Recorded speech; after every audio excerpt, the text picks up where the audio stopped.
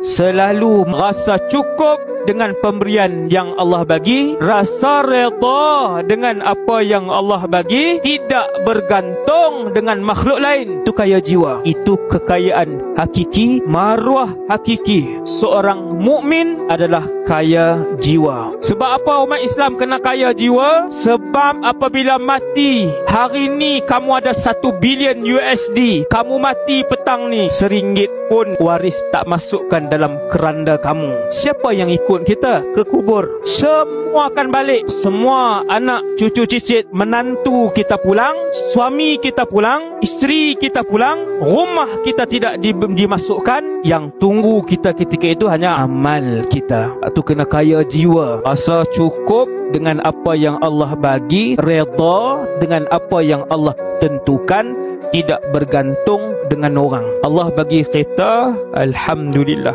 Tengok kita orang, alhamdulillah, itu rezeki dia. Dia tidak lebih mulia daripada aku sebab dia pakai kereta mahal. Tidak. Dia tidak lebih mulia daripada aku sebab pangkatnya besar. Tidak. Dia tidak lebih mulia daripada aku, daripada kita kerana kemasyhurannya. Tidak.